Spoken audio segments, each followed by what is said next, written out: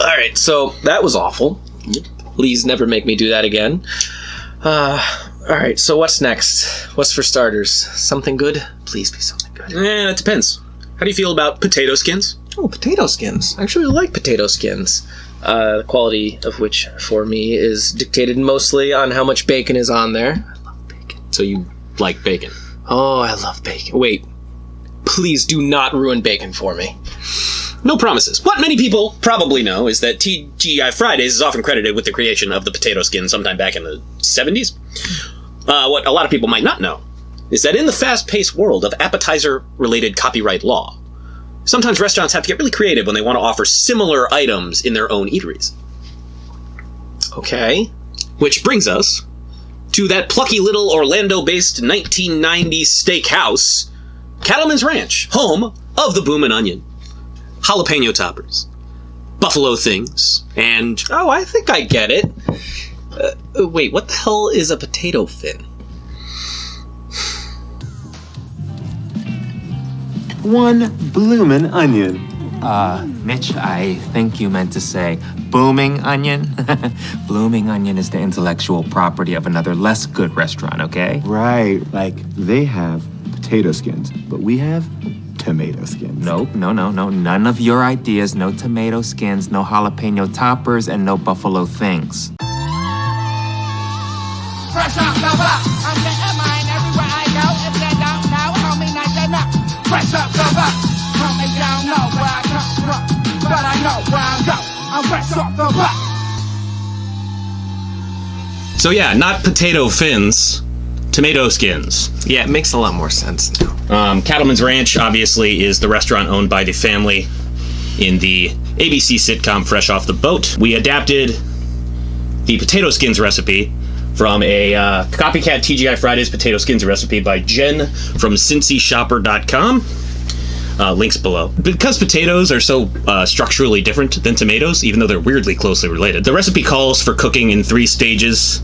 You season the potatoes first and just cook them, and then you cut them and you gut them, and then you cook them a little bit more, and then you top them and you cook them a little bit more. But knowing that tomatoes, when they're cooked, tend to get mushy instead of just nice and soft like a potato, we decided, as can be seen, to use 3 tomatoes here. We'll come back here. This one was cooked exactly the way the potatoes would be. This one only went in after the first hour of cooking. This one went in after the next 25 minutes of cooking. So I think this is going to taste just fine. I am too. I'm actually kind of excired about this. You know, it smells really good. Even the mushy one smelled very strongly of tomato soup while we were working with it. But yeah, so I think it'll be okay. So what are we starting with first?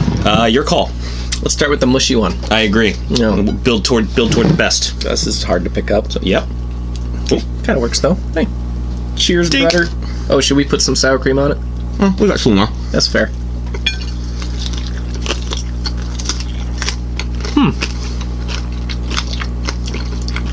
Tomatoey. No, okay. It is mushy. My hands are getting sticky, but it certainly doesn't taste bad. You got tomato stuck to my tooth.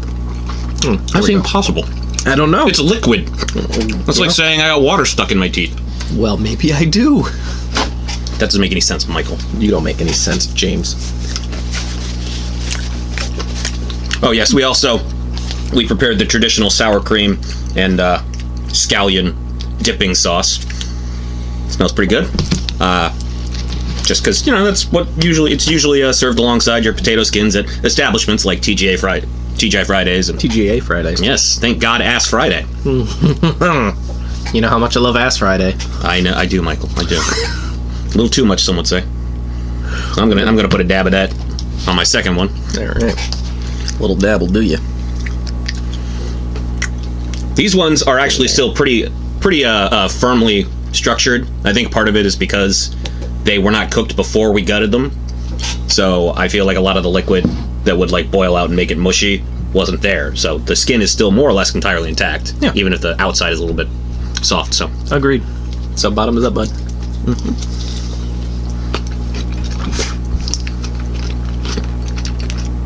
It does not hold up to biting. Mine buckled Mine a little bit too. But I can make do. Something political under something. I'm being clever. What a clever and pointed reference. I would think so. Maybe I'll just go in and like dub something over that. I'll have time to think about it, and then I'll dub it in at the end.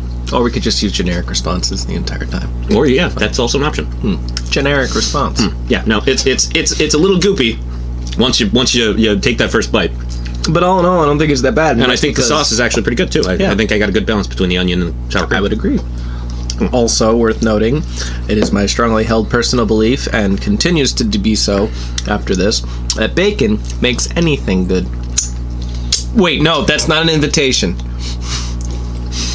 Time will tell. I don't know why I do this to myself. So far, it's been very rewarding.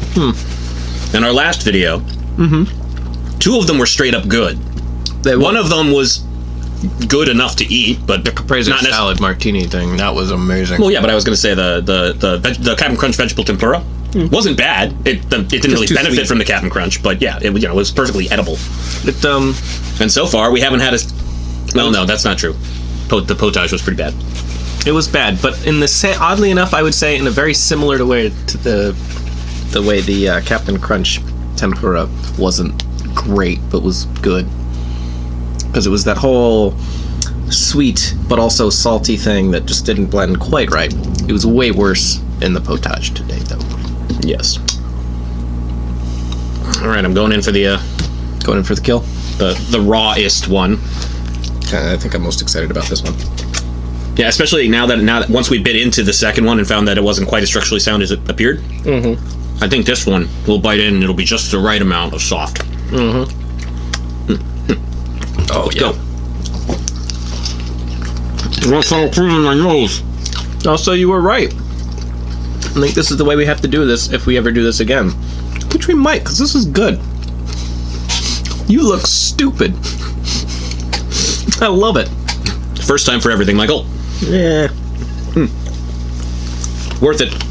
Because this is actually pretty good. I mean, I'm not sure it's worth the 2.5 hours of cooking that we took to make it, but To be fair, it only took that long because of how much time we spent on the first part that we wouldn't be doing. well, exactly. if Yeah, we were to do this again. making these just like this would only take about what 15 minutes cooking, maybe, and no prep. Maybe about 20 minutes. Yeah, and some prep. So maybe you could make this dish in like half an hour.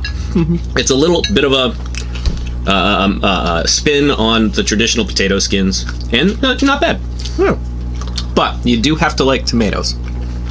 Yeah. Would not recommend it to people who do not like tomatoes. I mean, I might, because bacon makes everything better, and it might change their mind about tomatoes. Couldn't they just fry up some bacon? And put it on the tomato to help them change their mind about the tomatoes? Sure.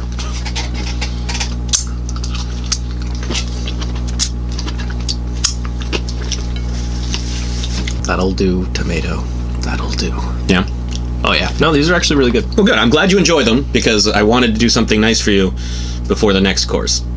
Oh, boy. Well, I approve of this one.